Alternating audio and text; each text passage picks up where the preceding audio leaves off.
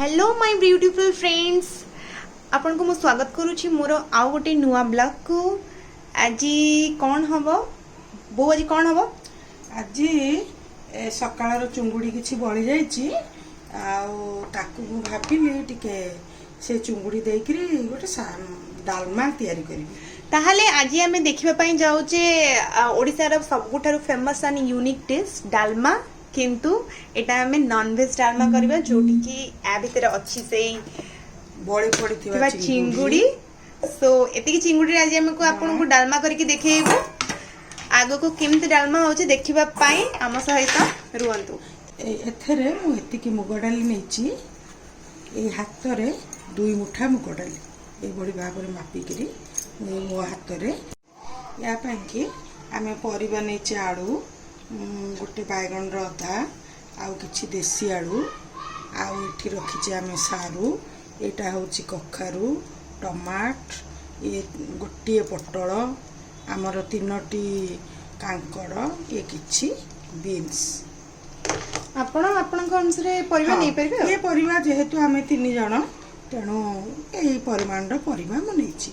तो बो एठी 3 जण को पई बनौछि, आपण को हिसाब रे बना। आउ एठी मु काटी के रखिछि अल्प टिके पियाज, आ फुटेया पई की लंका, आ तेल, आ फुटण। तले स्टार्ट करिवो। तो एबे हमें पानी ऐड करूचे 3 कप पानी।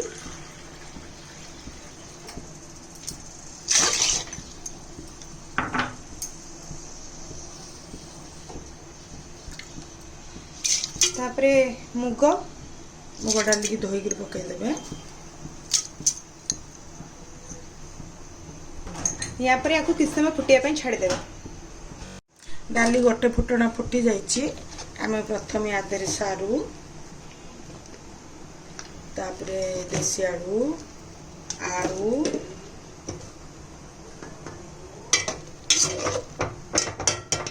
देखले या परे आमे कखारू,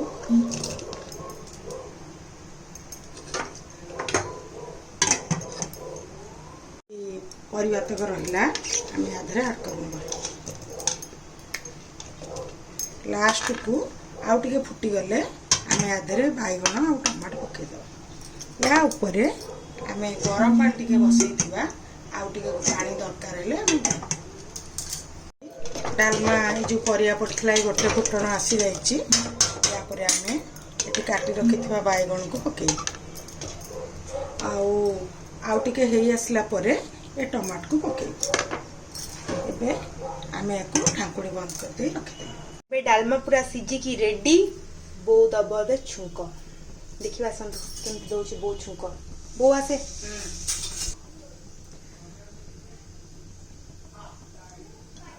तेल हला ऐड।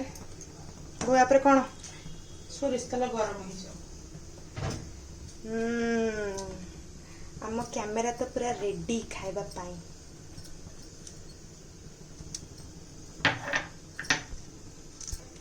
एबे तेल गरम हो गला, देख मु एबे लंका पकोछि।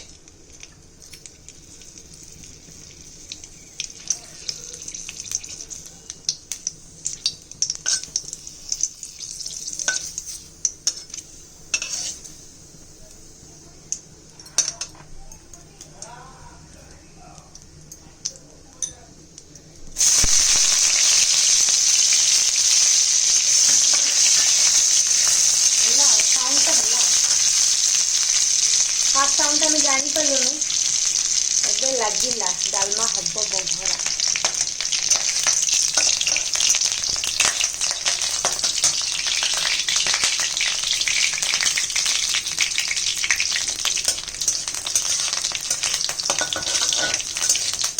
साउंड टा पूरा सुनले खाइ छबनी।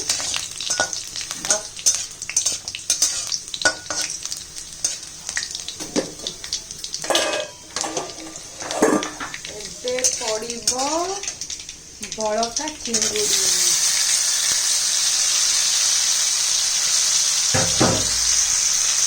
स्मेल बड़ा वासना ऑसम। टेक्नोलॉजी बाहर था ସମସ୍ତଙ୍କୁ ପଠେଇଥାଉ ବାସ୍ନା ପଠେଇଥାନ୍ତୁ ନା ବାସ୍ନା କଣ ସିଧା ପ୍ଲେଟ୍ ପଠେଇ ଦେଇଥାନ୍ତୁ।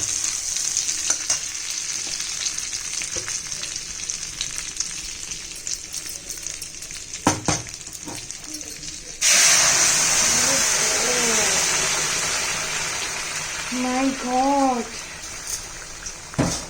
ବାସ୍ନା You must try. ଆପଣ ମାନେ ନିଶ୍ଚୟ ଟ୍ରାଏ କରନ୍ତୁ। ଟିକେ ଗୋଟେ ଫୁଟଣ ଫୁଟିବାକୁ ଛାଡ଼ିଦେବା ଆମେ ଆଗରେ ଲଙ୍କା ଜିରା ଗୁଣ୍ଡ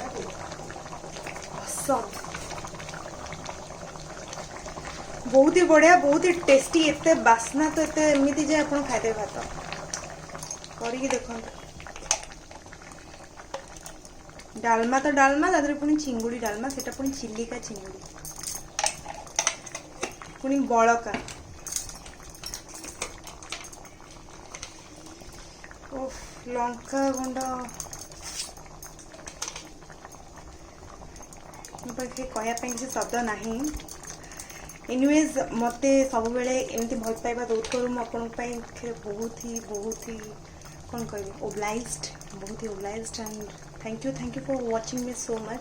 प्लीज गोटे लाइक एंड सब्सक्राइब कर दिंतु जदि आपको मो वीडियो भल लगुच। जदि आपण मैंने देखा चाहूँगी निश्चय गोटे लाइक एंड सब्सक्राइब करूँ। Thank you so much for giving me so much love you all. खुशी रुहतु, सब बेले स्माइल करूँ। Have a great day.